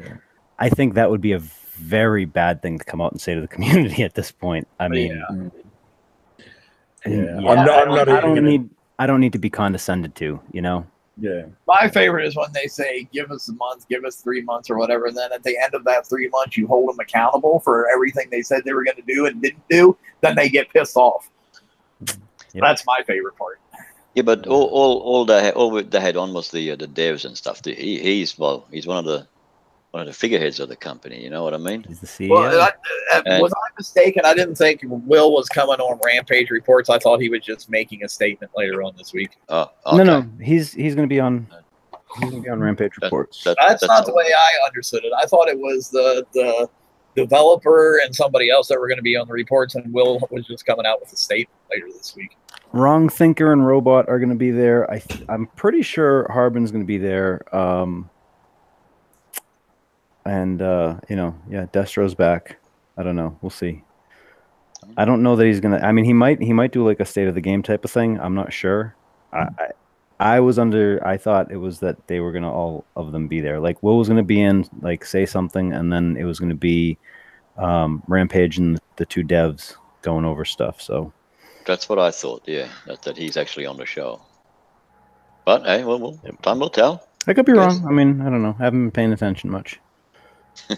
Yeah, I mean, I guess at this point, too, it doesn't really matter where he says it. It's just more I'm interested to see what he's going to say. Yeah. Guess what, everybody? Battle Pirates 2.0 is coming out, and you can't transfer anything from your first game to it. Aren't you excited?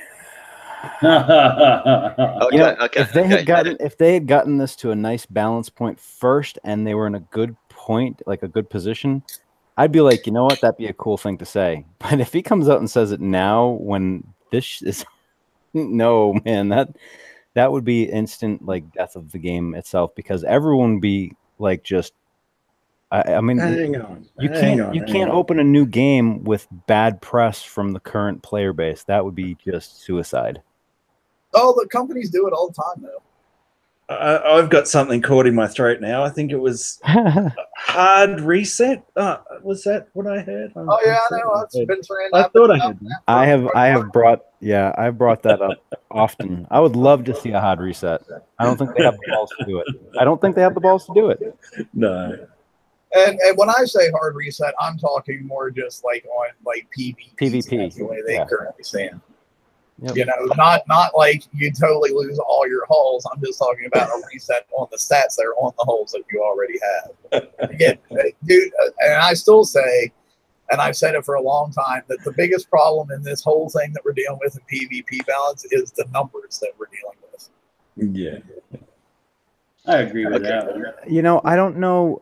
So I don't know that it's the numbers per se. I think it's the way that they actually run the numbers, because the numbers are just arbitrary. It doesn't really matter if you balance to deflection or resistance or whatever, because as a developer you get to pick those numbers. The question is, let me follow that up real quick. Okay. think totally belays what you're saying, is the numbers do make a difference, because when you're talking about like say 4 million is the number, and then you talk about like a 25% increase or decrease, you're adding like 1 million points either on top or away from it. And that makes a huge fucking difference.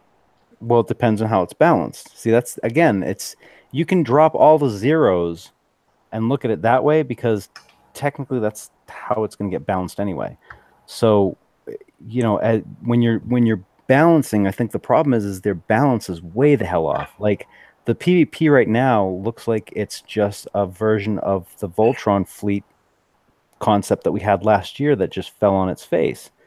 Because yeah, you know, you're going to have some of these hulls that are going to be immune to this or that or the other thing, but man, have you seen the bases nowadays with the switchbacks and the slowdown crap? And I mean, like, there's some bases like mine that, you know, they're exploiting mechanics of two different things where you end up slamming into a wall and you get stuck, right? You can't turn for crap until something, you know, works its way through. And that whole time you're getting shot at. Well, you can't pick which hull is going to be at the front. And if I have like 4 damage types shooting at you, you can't sit there and tank like in the old days. You remember when we used to use like a tank in the front and we'd sneak all the hulls behind it to get to into the island and kill everything, right? Right. You can't do that. There's not one single tank, right? Well, I mean, there's one that you can kind of pull off, but it's not going to last forever. But there's no real one tank that you can sit into the corner and kind of sneak everything by it, because then you still have to get by the guard fleet, and most of those are all sorts of slowdowns now. It's just you can't do Voltron in this environment. It's not balanced properly for that. What they've done is they've balanced on a one-on-one basis rather than overall, which is a dumbass way to do a PvP balance. But well, and I think it was my understanding from the beginning of time when I started playing this game that well, no, I can't say that. From when they first added guard fleets, that like your base and your turrets was supposed to do most of the work of killing oncoming fleets, and the guard fleet was just supposed to be there to like support your base. Yep. And now it's like totally flip-flopped. It's now like my base turrets support my fleet, because it's my fleet that actually kills anything that comes in my base. Yeah. I mean, is that the same experience that everybody else is having? Yes. Mine's kind of mixed. I mean, that's just, I think that's kind of dependent on base design. But the thing is I think their intention was to do that, where the guard was supposed to be supporting the turrets, but then they went to this whole, I mean, that's the whole imbalance of the Voltron thought process, right? Because the wardens are technically, they look like a support ship, but how many people are just running like wardens in their base? I mean, I'm running 4, and I don't see many people running 4 of those things. I'm not. I don't even have 1 in my base. Yeah. Yeah, See, 2. so it's 2. most people, like, I have an onslaught. A lot of people have a lot of PvP hulls in as their base guard to do that damage. And yeah, because we're back to the death by 1,000 cuts. And yep. That's the only way you can really get effectiveness out of that. Yep. Which is, again, that's just that means that the balance is very poor. Well, and it's funny because another thing when it comes to balance is, you know, they went back and some people say fix, some people say nerf, whatever they did to the turrets. You know, obviously they're doing a whole lot less damage now than what they did. Here's my thing, though. They didn't look far enough out to, we're going to get to a point where we're going to have so many turrets that you're not going to always be able to have 8 of a given set to buff it. Yep. So much. And if you're hardly scratching paint now, and you're having to like, well, I got to drop this blunderbuss or whatever so I can put the new radioactive turret in. Well, there you just lost like a 25% bonus. And it's like, oh, well, now I got to drop this so I can even have one of these explosive turrets in there. There you just lost another. They didn't have a long-term picture of what was going to happen. They were just worried about fixing what people were bitching about right this second. Well, so a couple things, actually, because I've gotten a whole shit ton of hate mail about this. It was always the intent for it to be additive, not multiplicative and stacking. And when I did my original article on it, I actually had that written in as an additive stack until we tested it, and it went, oh, hold on a minute, it's doing it multiplicatively. And it took them months and a few things happening for them to go back and correct it. But the issue is that, you know, they actually did intend for us to run into that roadblock of, hey, how many turrets can you put this crap on, and what are you giving up at that point, right? But again, that would work awesome if, one, everything was balanced right properly, because then you wouldn't need every single turret to actually do damage. But the ones that had all the way up, that's where you would be, you know, that would be your strength. And then you would then have also a weakness as well, right? Like if they balanced it properly, you could have two strengths at max when we have all the turrets and everything out and everything else. In my mind, anyway, you could have, if it was balanced properly, you could have two strengths. You could have the one that you have all 8 turrets for, and then the second one would be whatever you have your faction selected as. So that way you could make up for that one that you don't have, or two that you don't, you know what I mean? But that's not going to happen, because the numbers, the way that they're releasing the armor and the hulls and everything, it's such a razor line that it's not, I mean, that's just asinine. Well, and I've said many times, and I believe you've seen where I've said many times, that my view where they came out with a mistake was not more evenly distributing turrets. You know, before they came out with all 8 of the ballistic turrets, it should have been like, okay, this month we'll do the ballistic turret, next month we'll do a missile turret, next month we'll do a radioactive turret, next month we'll do an explosive. You know, go through the gambit once, then you come back and you go through the second turret for the gambit the second time, then you come back and you do the third gambit for the third time. And that way, everybody has a little bit of all the different kinds of damage in it. But then as you progress, that's when you have to start making your choices.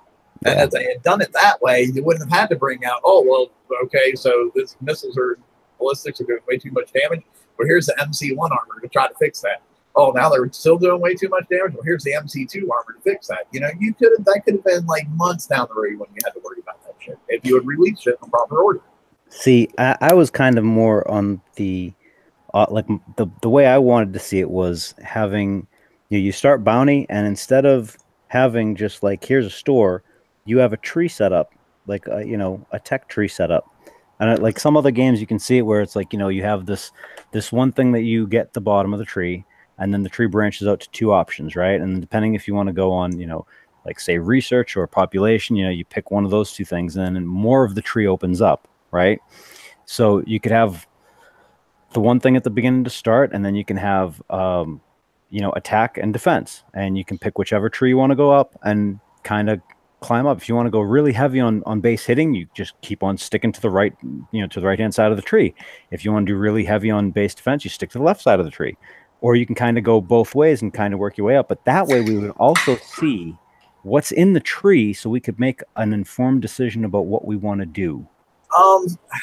My problem with that is, and a lot of other games I do agree with the tree system. My problem with the tree system in this game is we're already so limited and to where we can be creative and everything. I think a tree system in this game would just even further that. Why?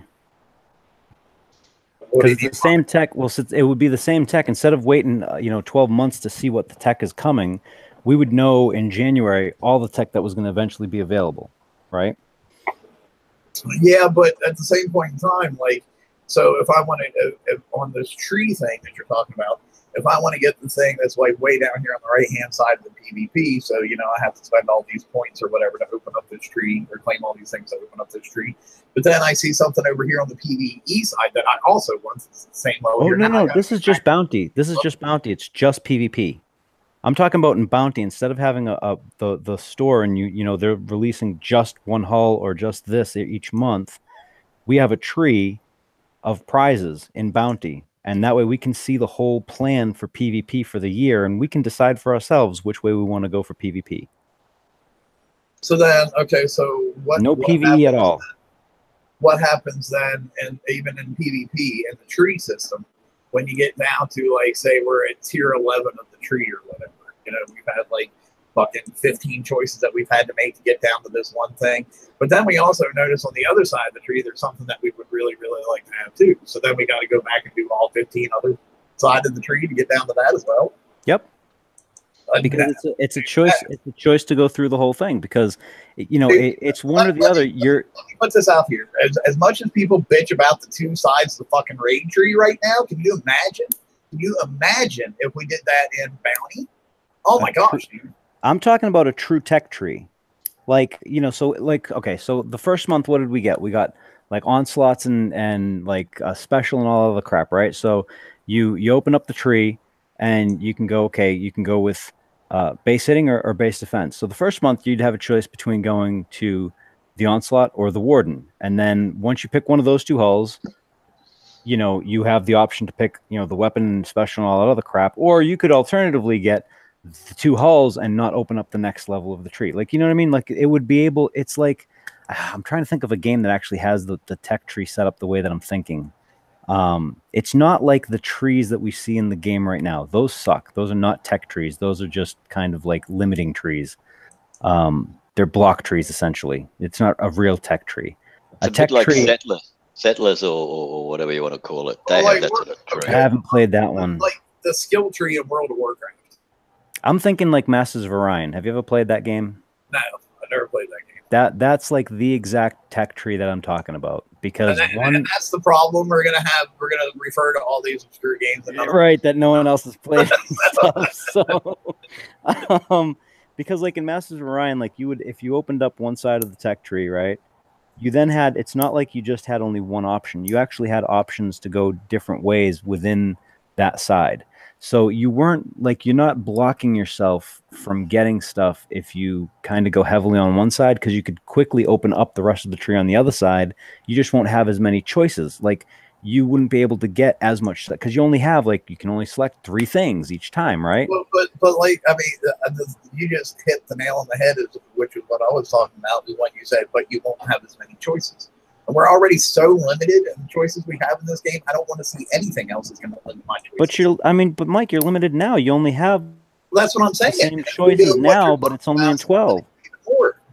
No, it's not. It's going to actually open up your choices because you actually can pick when you want to get the stuff instead of waiting until December to get whatever's coming out in December, right? But then you even said yourself, but then if you want to get something from the other side, it's going to limit what you can do.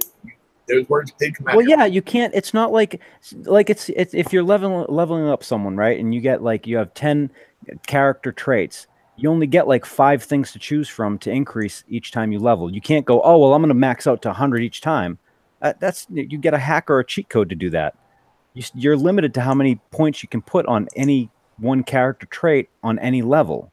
That's true, but in other games, like we'll use World of Warcraft as an example, since I brought that up. Like I'm not limited to, or you can only take your warrior in this target. You know, I can take my mage in, I can take my hunter in, but in battle pirates you can't do that. So you already have those limits imposed on you. Yeah, but we're just talking PvP though. Right now, we're just talking about PvP. It does, but it doesn't. It's all the same though. Limits are limits. Right, but if you use the tree system, you actually have you have more choices because you can decide when and where you want to go. If you want to concentrate, like Ewok, for example, right? He absolutely loves base hitting. His base sucks. I don't know that he's worked on his base more than like a day or 2 in the last month, right? But he will absolutely go hog wild on hitting bases. He would absolutely blow out one side of that tree and not give 2 shits about the other side. But he has that choice. Whereas right now he doesn't. Every month you got to do the bounty, you got to get whatever's in that bounty, and then you got to wait until next month to get, you know, the counter, or you have to wait until this to get this, and you know what I mean? It's not really. I mean, you're still limited in what you can do because that's the way that they've designed everything. But you actually will get to see not only the tech tree and get a choice of which way you want to go, but you'll actually have, you know, we'll have foresight as to what's coming. So if you go, hey, I'm going to go on base hitting, like on a tear for this and that, but you see that there's also an option to counter this, like, you know, 5 levels up on the other side of the tree, you're going to know how long that onslaught, say, is going to be viable in the game until those people concentrating on defense are going to be on that. And the other thing with that is because people would have that choice, there would be far more variety on the map for targets, for players. But I mean, here the biggest flaw I see in that plan, besides me personally thinking it's going to limit my choices, I'm going to totally take that out of the equation for a minute. The biggest problem I see with that plan right there is expecting Kickside to be able to stick with that tree for a fucking year. Okay, well, yeah, that's a good point. I mean, and that's bigger than even what my thing of worried about being limited is. I have no confidence in them to make a game plan now and have that game plan be the same a year from now when it finally comes to the end. That's true. Because they can't keep shit right from month to month at the moment.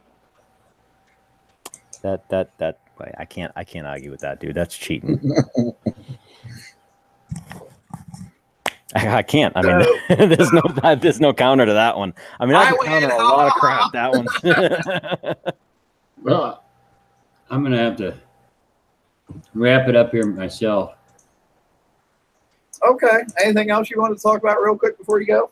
No, just hoping for the half repairs. No, in all honesty, that's what I'm looking for is just a little bit of a break on the repairs. And they're not built in the ships, so maybe just in special offers or special weekend type things. And the rest is just plugging along for me. But I do thank everybody for watching and being on here. I heard you before you go, because I think we're going to stick around for just a little bit longer, the rest of us. But before you go, I heard you have a funny story that happened with you with a turret. With a turret? Yeah. Oh, yeah. Yeah. Well, yeah, it was like a 500 and some coin turret. So, yeah, it was a big. I tried to fit a turret on, and I tried to use a token, and I ended up charging myself over 500 coins, and then yeah, it took several responses. I mean, actually a week back and forth to get that fixed. But I do thank that the people that did jump in and help with that did do that. Because I was getting no luck. Matter of fact, it's crazy when I go to think that if you do actually spend over 500 coins and then you write a ticket about it, and they might actually say it didn't happen because they did that to me. So well, just so you don't feel horrible about your mistake, I made a very similar mistake 2 days ago. Now, granted, mine wasn't quite as costly as yours. Mine was only 191 coins. But I was refitting some armor on the ship, and somehow I think I was talking to RB and Shane and Toxic on the Hangout, paying more attention to the conversation than what I was doing. And instead of hitting the start refit button, I hit the coin button. Boom, 191 coins gone all in one shot.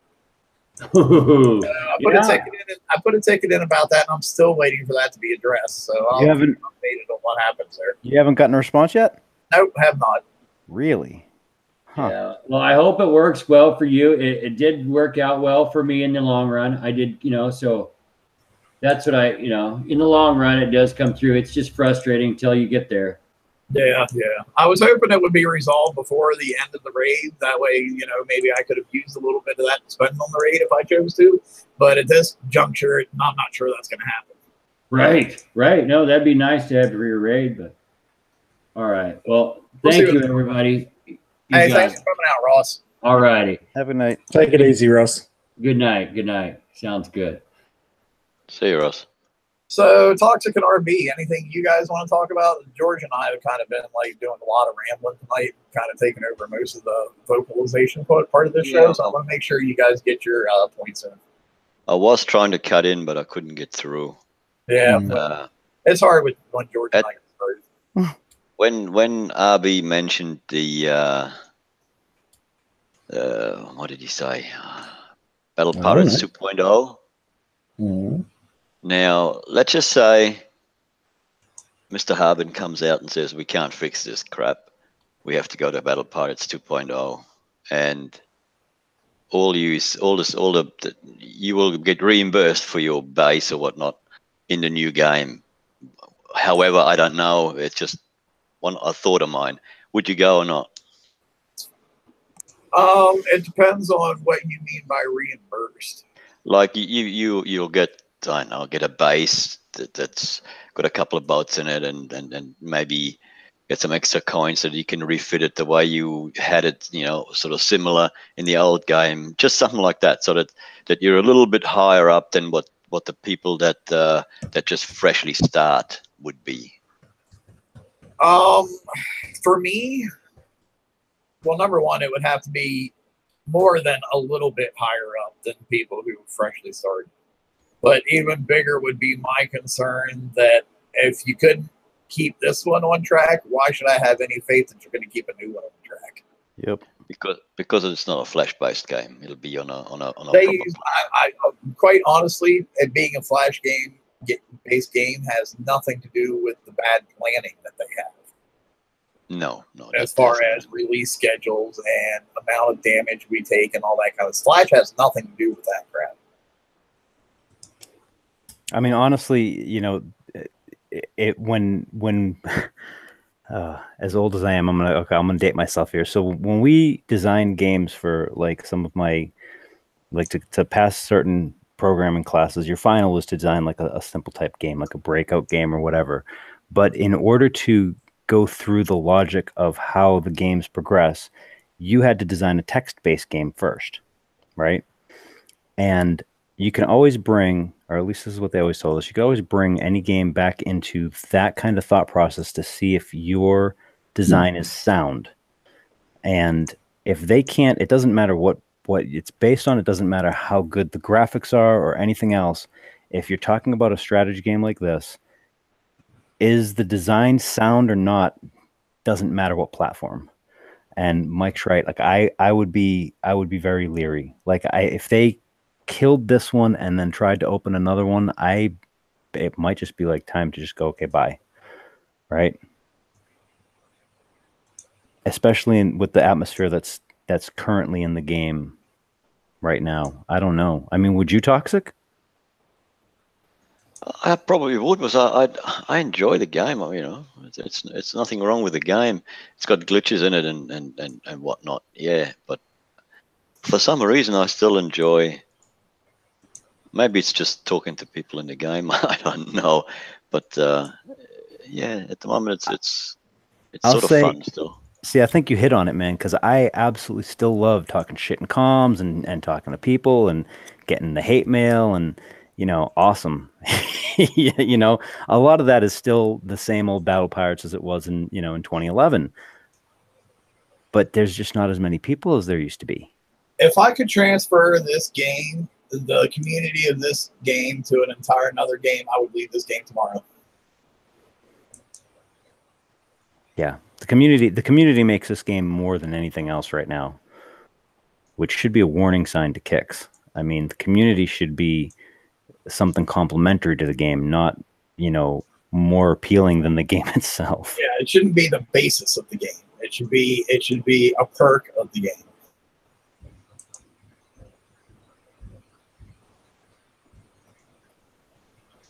If you had to pick one thing that you're well, actually, first let's ask RB if he would keep going if they did that. No. No, he'd be but done. there's no point in supposing, because we could guess that he's going to do anything, and until that happens, you know. Well, I know, and generally, you know, I'm not the guy who really likes to go way out in speculation, but every once in a while it's just fun. But no, I wouldn't continue. You know, they've put me off so many other games. I've been looking for other games for so long, and I look at it and I go, this is monetized exactly like Battle Pirates, and they've got to make money, but it's the way that it's done. So I wouldn't continue. So I'm going to go down the line. If you were to narrow it down, pick one thing. If you could have them fix one thing tomorrow, what would it be? Toxic, we'll start with you. One thing, on the spot. One thing is, if you build a ship, and let's just say let's say a Manicore, you build a scattergun Manicore, and then you see, oh damn, it's not working, I needed to build the missile one. I would like to take the guns, the existing guns off the ship, be free. so that all you'd pay is a limited amount, not even a full amount for the new turrets that you're going to put on, but also that the swap out of the turrets would be free. That would be good, I reckon. That when you refit something, you don't have to pay for it to be put on, to take off, and then to be put on again. That's all I can come up with in a hurry. Mine would just be consistency. Like, do what you say you're going to do, stick with it, and you know, if it fails, you just say, okay, well, that didn't work. Now we're going to try something else, but not this, you know, change. That'd be my point. Okay, I'm going to go next because I'm sure George was going to go off on some 45-minute tirade. So, for me, it would be stop thinking that 2.5 hours worth of damage for chores targets is acceptable. By making me take that much damage in chore targets, you're keeping me from doing other parts of the game that I would much rather be doing. When I get done doing my chores and I look in my dock and I have like 10 or 15 hours of repair lined up, I'm not going to go out and hit bases.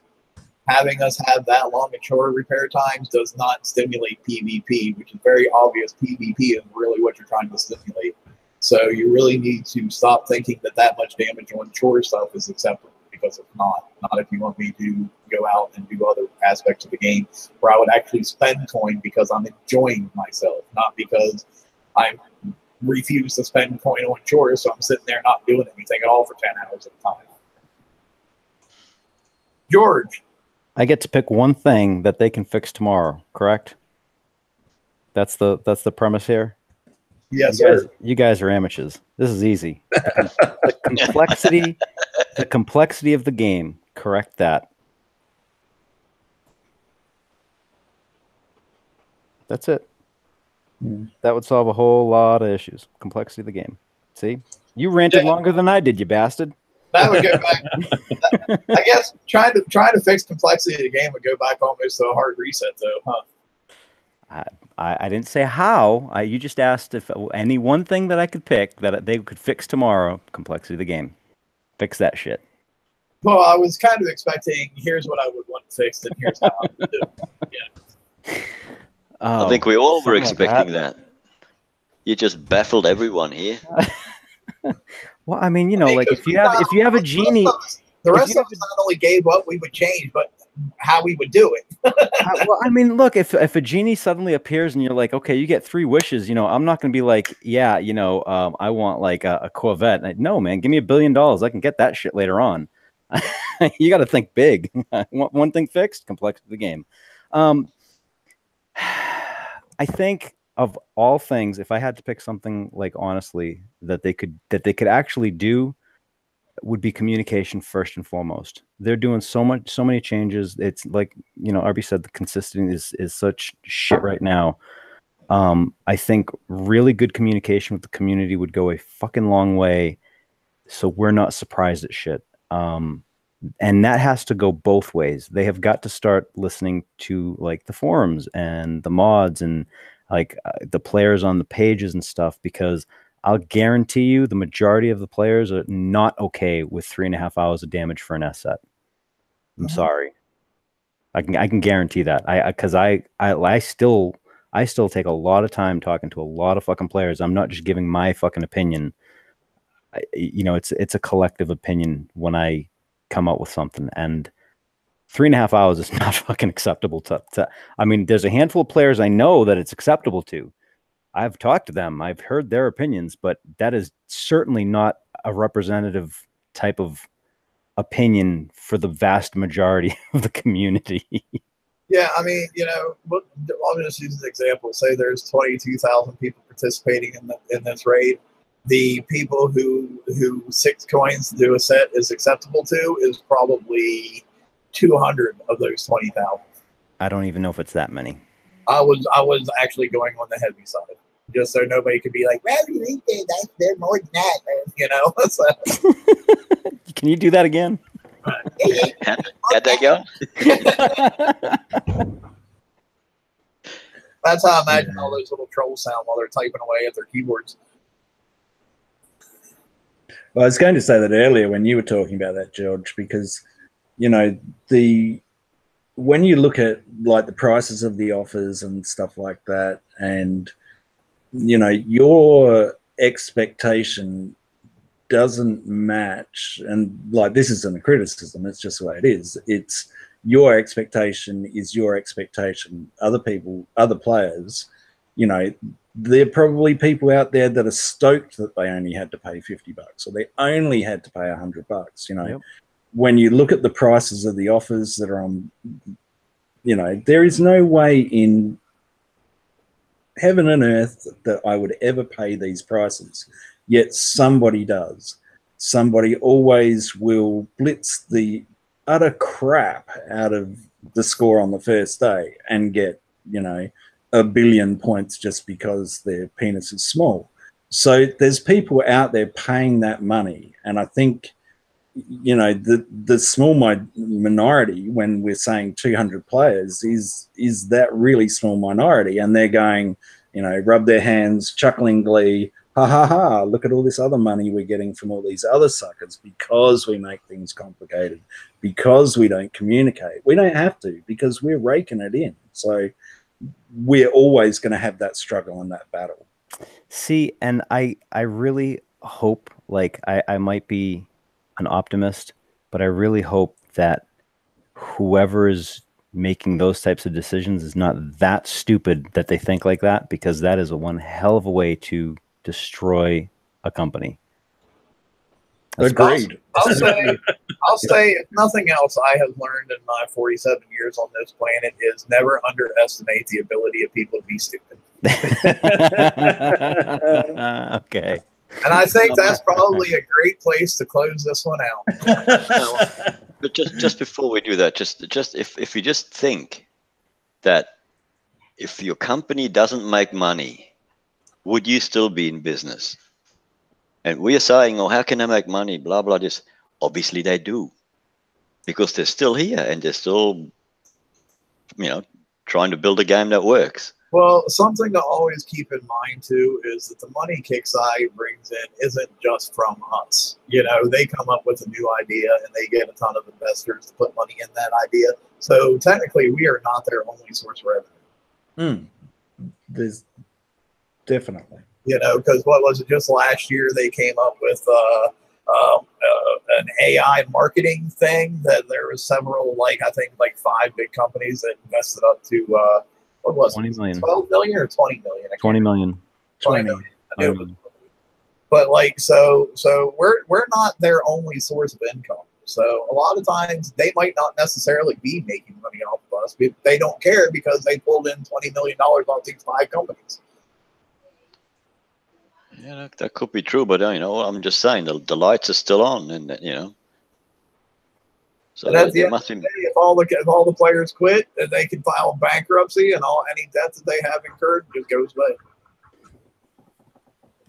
If someone gave them 20 million without a personal guarantee, then they're a poor business person as well. Well, not if they can also write it off with no, you know, I mean, yeah, maybe. And when you start getting into that kind of money, that means you probably got, like, you know, you're dealing with companies that are, if they're invested in like 5 million in your company, that means their company is probably worth 100 million. So for them to write off like 5 million, it's not a big deal. And it gets them a tax break that they make up for. But anyway, that's all here and there. So we're going to call this one. Hey, I'd like to really appreciate all you guys that have hung out and chatted with us for, wow, 2 hours. This one was almost like a Hefe thing. It's all your fault, George. Yeah, I brought the crib over here. Yeah, me and you and I can debate for long periods of time. So we're both too stubborn, and neither one of us ever gives up. But thanks everybody who stuck with us this whole time. We really appreciate you coming out. And it's nice to be able to do a round table again and just kind of not have to go through. Okay, here's what they didn't do this week, but just sit down and talk about stuff. It's kind of nice having to do this for a lot of my schedule, but good deal. Yep. Have a good night, everybody. Go subscribe, like, share it with your friends, and we're out of here. And I'll post the link for the hangout again for anybody who wants to jump in and hang out for a little bit. All right, laters. Good luck.